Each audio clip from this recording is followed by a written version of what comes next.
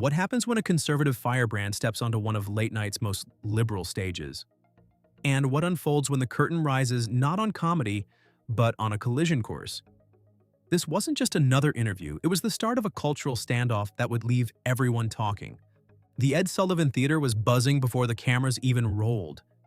The band was warming up with their usual jazzy bravado, but something in the room felt off, charged. The producers paced in circles, headsets crackling with last-minute adjustments. Audience members, packed shoulder to shoulder under the glow of studio lights, were there expecting laughs, monologue jabs, maybe a skit or two.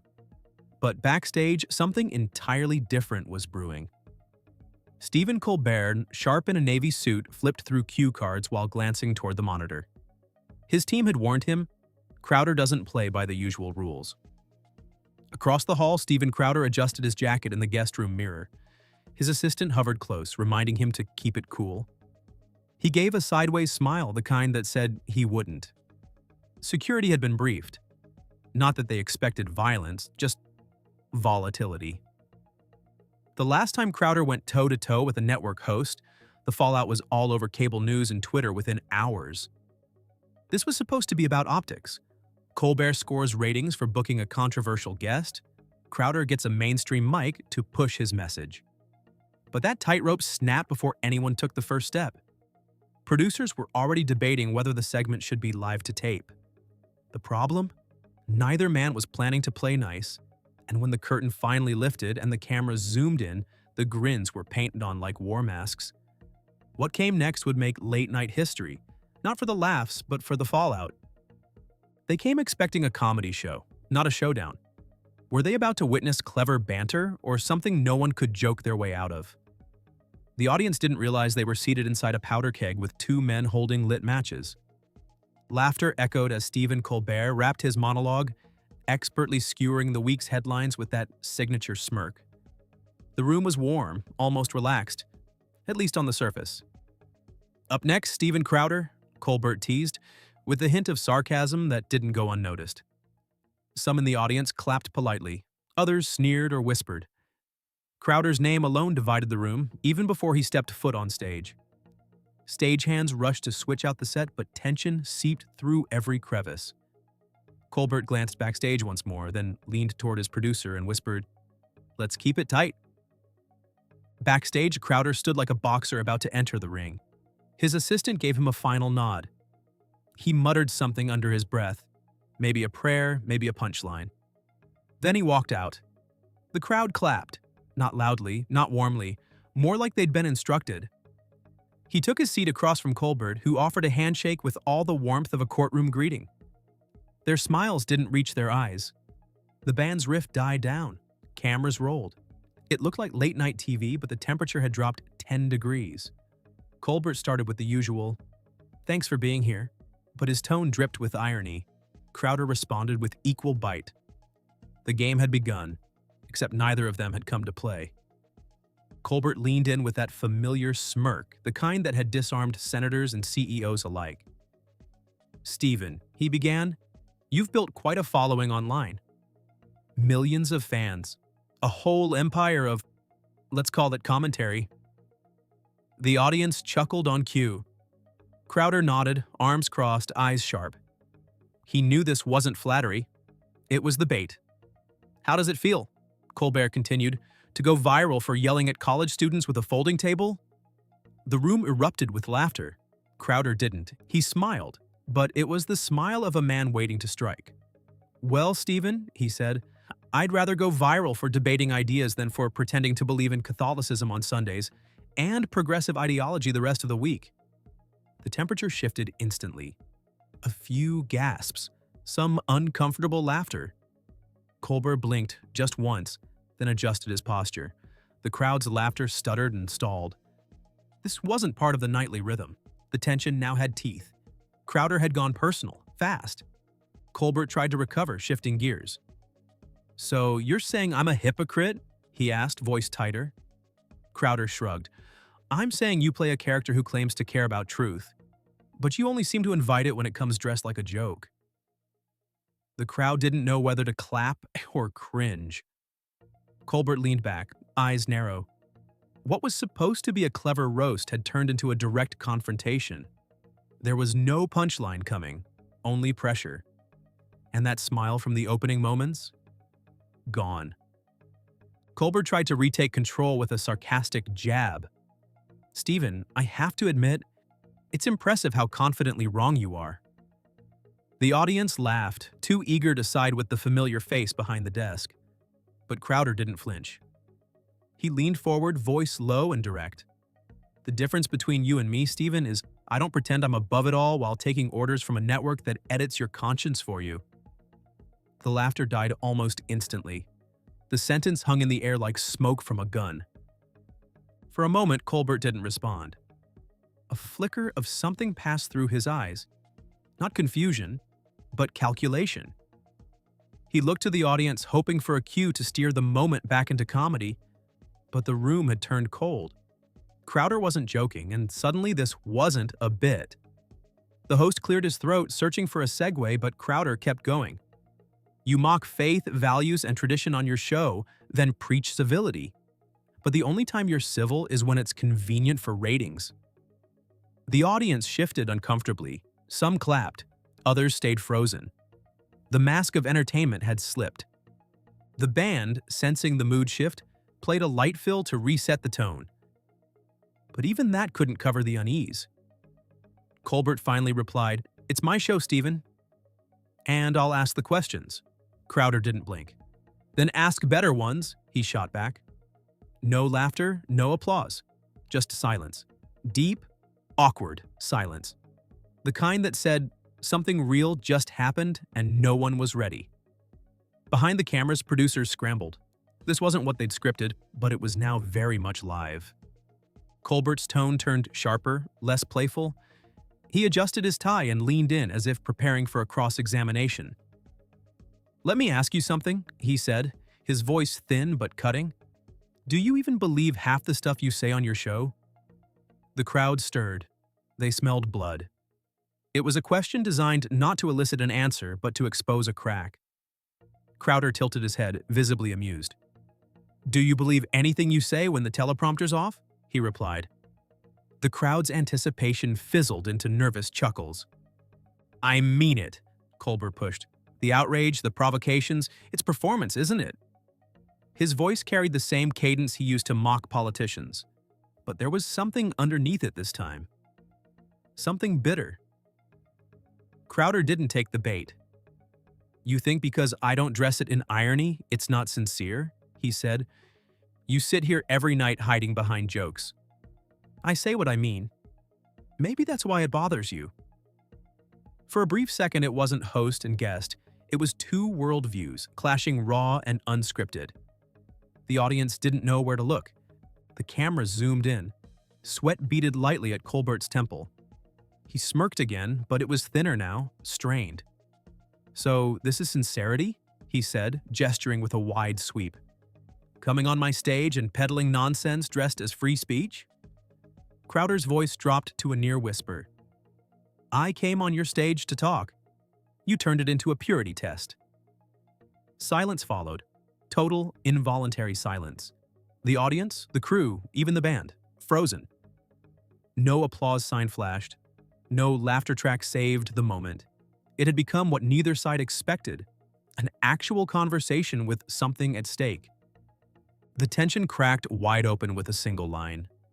"If I wanted to be lectured by a guy who plays pretend for a living," Crowder said, "I'd go to Broadway. At least they're honest about acting." The air went out of the room. Colbert stiffened, his fingers curling around the edge of his desk. A gasp rippled through the audience, audible, spontaneous. This wasn't heckling. It was a moment of collective recoil, like watching a glass shatter in slow motion. Colbert's smile vanished. "You're calling this fake?" he said, eyes narrowing. "I've spent my career using this platform to shine a light on hypocrisy." Crowder didn't budge. "And you've done it by pretending to be the voice of reason while mocking anyone who disagrees. You don't shine a light, you cast a shadow and call it progress." His voice was steady, each word measured. The crowd erupted, some booed, others clapped. A man in the front row shouted, "Go back to YouTube!" A woman across the aisle yelled, "Let him speak!" The studio turned into a courtroom without a gavel. Crew members looked to the director. One producer muttered into a headset, "We need to pull this now." But the director, watching the chaos through the monitor, whispered, "Not yet." It was spiraling, yes, but it was real.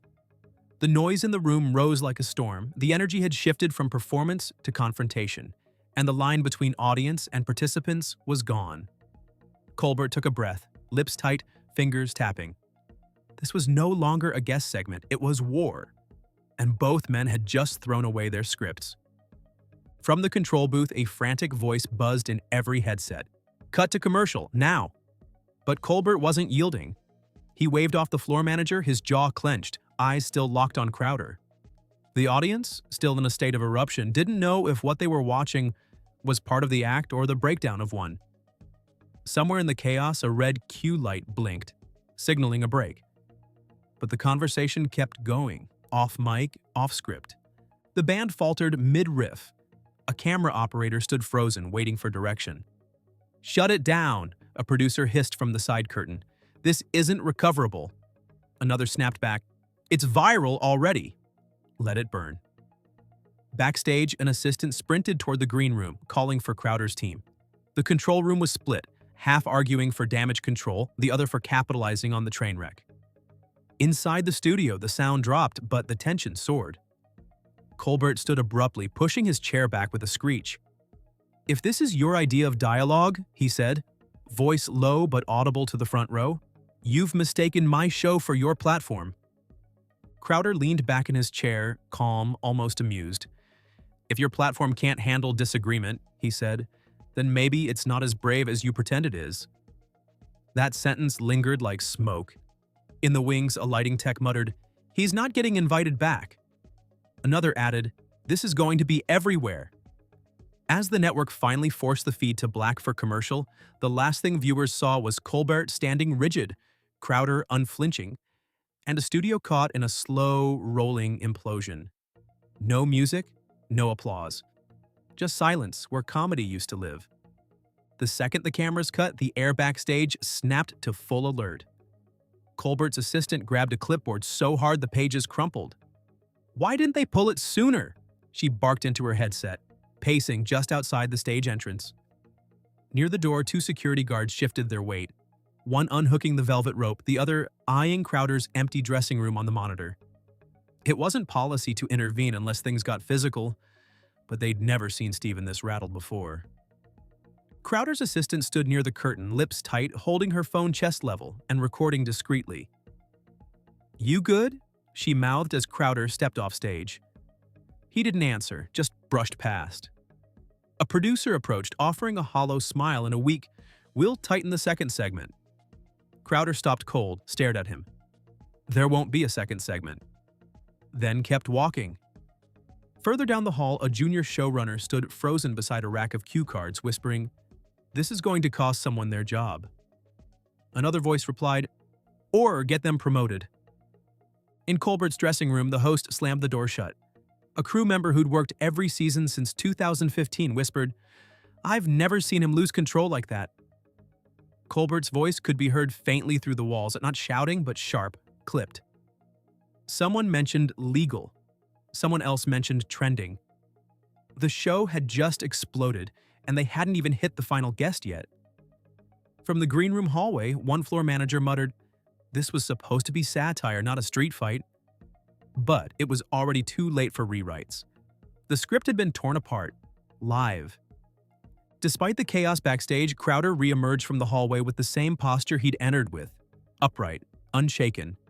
But his eyes told a different story. They weren't smug, they weren't playful. They were lit with something sharper. The crowd was still murmuring, a low tide of confusion and anticipation. He stepped back onto the stage during the transition, ignoring the warm-up comic trying to rally the audience between segments. No nods, no smiles, just a controlled march back into the fire. Colbert returned seconds later, jacket slightly askew, a gloss of sweat on his forehead. The lights came back up, the cameras clicked back on, but the temperature never recovered. "We're back," Colbert said, forcing a grin, "with more." His voice cracked on the last word. Crowder didn't wait for a prompt. You invited me here to clown me, he said, interrupting the host's attempt at a reset. But you're not used to someone looking back and saying, no. The studio's hush was near total. Even the sound engineer hesitated, not sure whether to cut the mics again. Colbert tried a pivot. Stephen, this show is about conversation, not confrontation. Crowder leaned forward, elbows on the desk. Then why'd your writers prep punchlines and not questions? He asked. Colbert blinked, visibly jarred. The crowd shifted again, not just in seats, but in allegiance. Some applauded, others booed. One person yelled, "Let him talk," while another shouted, "Get him off." It didn't matter anymore, the set wasn't a stage. It was a battlefield. And Crowder had just declared he wasn't done. Not even close. Colbert straightened in his chair and tried to reset the tempo with forced composure. We're just having a conversation here, Stephen. No one's trying to ambush you. But the tone was brittle, the words too polished. Crowder seized it. Then why did your team dig up out-of-context clips to frame the intro? He asked, nodding toward the screen behind them. You started this with a highlight reel? Not of my work, but of your mockery of it. The audience turned as if noticing the bait too late. What they thought was playful editing suddenly looked like a setup. Colbert paused, then offered a rhetorical shrug. It's a comedy show. We tease everyone. His voice had gone colder. Even presidents. But Crowder wasn't having it. No, you dunk on easy targets and pretend it's courage. You build straw men, then pat yourself on the back for burning them down. The room held its breath. A few audience members shouted back, "You're out of line, and go back to your channel." But Crowder kept his gaze locked on Colbert. You wanted me here because you thought I'd crumble under the lights. You forgot I live under a spotlight. One I built without your permission. Colbert's jaw tensed. He glanced toward the wings where his producers stood frozen, unsure whether to step in. The band was quiet. The set, designed to feel warm and safe, now felt like a courtroom. And for the first time in the segment, Colbert didn't have a retort. He just stared. That silence was louder than anything said before it. It wasn't just a loss of control, it was a moment of recognition. That this wasn't going to end neatly, or quietly. What began as nervous laughter had now turned into open division. The audience, once unified in its anticipation of late-night comedy, was split down the middle, some leaning forward in admiration, others recoiling in disbelief. One man stood up and shouted, "Let the man speak," while another woman near the back yelled, "This is garbage!" Colbert's smile twitched as he surveyed the crowd, realizing he no longer held the room in the palm of his hand. The balance had tipped, and he could feel it slipping through his fingers. Crowder, seizing the silence between shouts, spoke into the rift. "This isn't about left or right," he said, voice clear, low, controlled. "It's about truth versus performance. And what happens when performance gets exposed?" A few in the crowd clapped. Colbert leaned back, folding his hands as if bracing for a storm. "Truth?" he repeated with incredulous disdain. "Coming from a guy who sells outrage for profit?" Crowder didn't even blink. "Says the man who built a career pretending to be another man just to finally become this one." The jab wasn't loud, but it landed like thunder. The studio wasn't laughing anymore. The cue cards were forgotten. The applause signs dimmed. The band sat idle, uncertain. Even the crew, seasoned through hundreds of episodes, stood with crossed arms and hesitant glances. This wasn't just off-script, it was off-balance. What had started as a strategic booking to boost engagement had mutated into something raw and unscripted. It wasn't a talk show anymore, it was a reckoning. Colbert adjusted his mic, but no words came. In that moment, with cameras rolling and the audience teetering, it became clear. The show had lost its center, and it wasn't getting it back. Behind the curtain, the production crew had splintered into quiet factions. One group clustered near the monitors, watching every frame like network lifeguards, their eyes darting between camera feeds and the clock. "We need to kill this," one producer muttered. "He's hijacking the whole second act." Another, more senior, replied, "No. He's exposing it." The control booth had become a whisper war. Safety versus spectacle, containment versus virality. Nobody could agree which version would survive the edit. The stage manager stood frozen, headset askew, waiting for orders that never came. Lighting techs, camera operators, even the makeup artist who usually disappeared after touch-ups had all gathered around the side monitors. "Has Colbert ever looked this shaken?" someone asked. No one answered. Out by the corridor, a junior intern hit record on her phone. Not because she was told to, but because she instinctively knew. This wouldn't be re-aired unedited. Someone needed the receipts. Near the loading dock, Crowder's team stood stoic, arms crossed. They'd been through this before, but never quite like this. Not with this much pushback. And this much visibility. "They thought they could stage manage him," Crowder's assistant said quietly. They thought wrong. No one backstage was laughing anymore. Not at the jokes, not at the show. The production had become the punchline. And they were all in the frame. Before the segment even ended, grainy vertical phone footage began circulating online. A minute-long clip, Crowder calling Colbert a network actor cosplaying as a moral compass, went viral within 30 minutes. The title: Crowder dismantles Colbert on his own set. It wasn't hyperbole, it was ammunition. The internet did what it always does: slice, caption, meme, and mobilize. And it hadn't even hit broadcast yet. Inside the studio, the teams scrambled. Legal advisors were called. PR drafts were prepped. A digital editor at the network attempted to flag videos for takedown, but they couldn't catch the speed. Within an hour, number Colbert versus Crowder was trending globally. Reactions poured in. Influencers, journalists, political pundits, comedians. Some praised Crowder for standing his ground.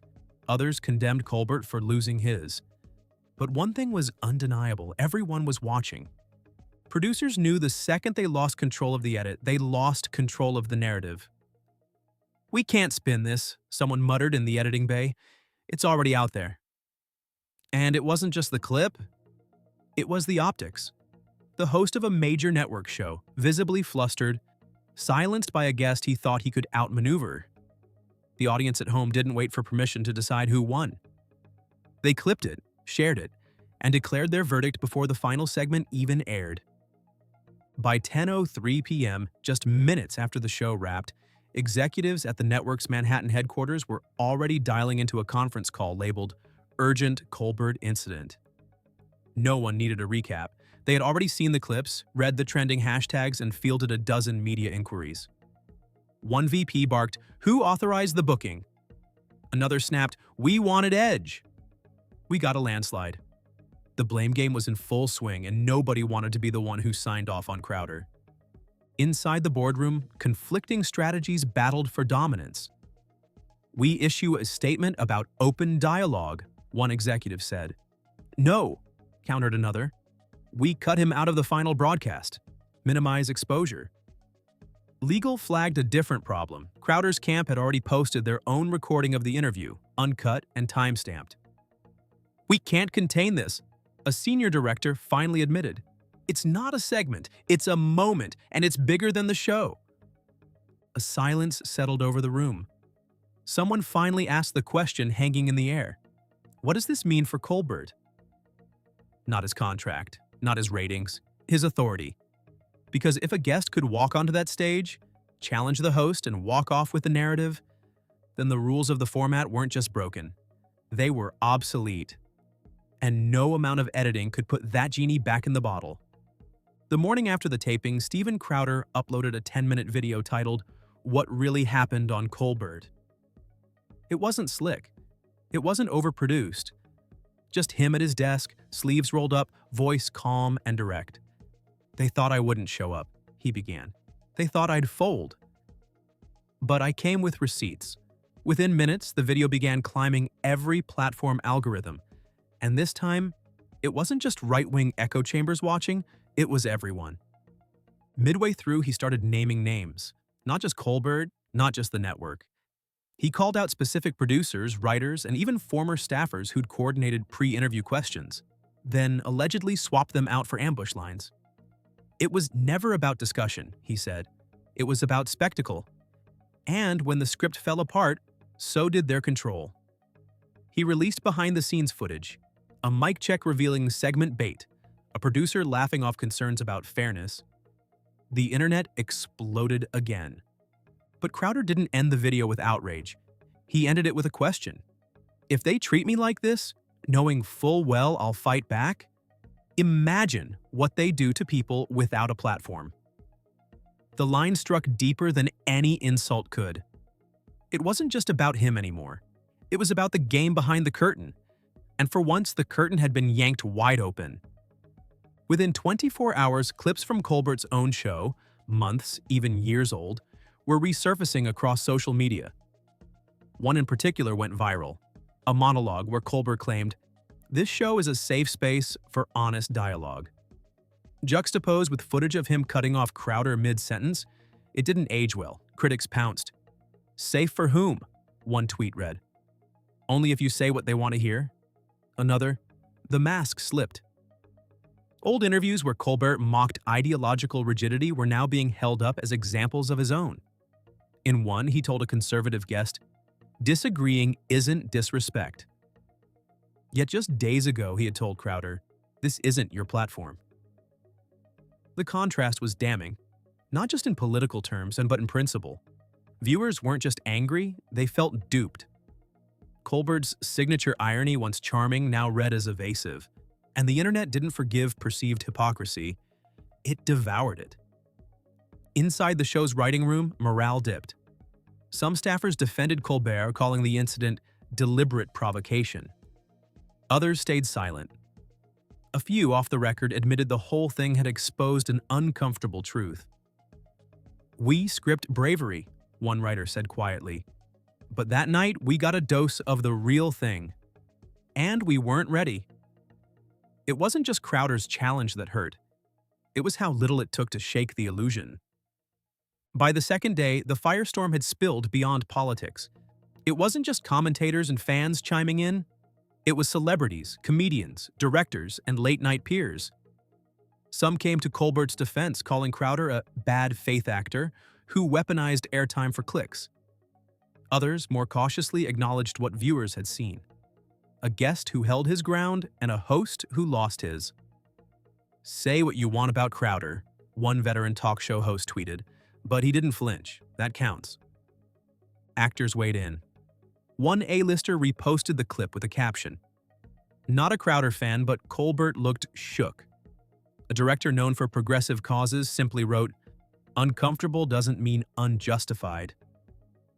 The conversation shifted. It wasn't about who was right anymore. It was about power. Who controls the mic? Who gets to shape the edit? Who's allowed to challenge the narrative without being labeled a threat to it? Hollywood, for once, found itself unsure where to stand. Sponsors noticed. One brand quietly pulled its ad from the episode's YouTube replay. Another issued a neutral statement about respecting diverse perspectives. Meanwhile, media outlets scrambled to keep up, writing op-eds, cutting reaction montages, booking roundtables. But no one could quite rewrite the raw footage. The confrontation was out there and no amount of spin could smother it. For the first time in a long time, the audience hadn't just watched a talk show. They had watched it unravel in real time, on their terms. And they weren't looking away. As the dust settled, both men retreated, but neither backed down. Colbert returned to his desk the next night with a scripted monologue, joking about guests who confused debate with demolition.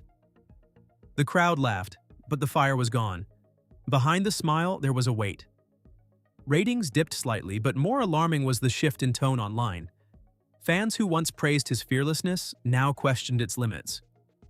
"He's great until someone pushes back," one viral comment read. Crowder, meanwhile, rode the wave. Bookings surged. His team announced a follow-up special dissecting the entire Colbert exchange frame by frame. It wasn't just about exposure anymore, it was about a line drawn in the sand. Supporters hailed him as a free speech champion. Critics called it performance art dressed as principle. But either way, he had forced the conversation out of the safety of applause and into the discomfort of confrontation. And that's where it stayed. So what do you think? Was Crowder justified, or did Colbert just ask the wrong question? Drop your thoughts in the comments below. Hit that subscribe button and tell me who you want covered next. This isn't just about TV anymore, it's about the stories that slip through the cracks until someone refuses to stay quiet.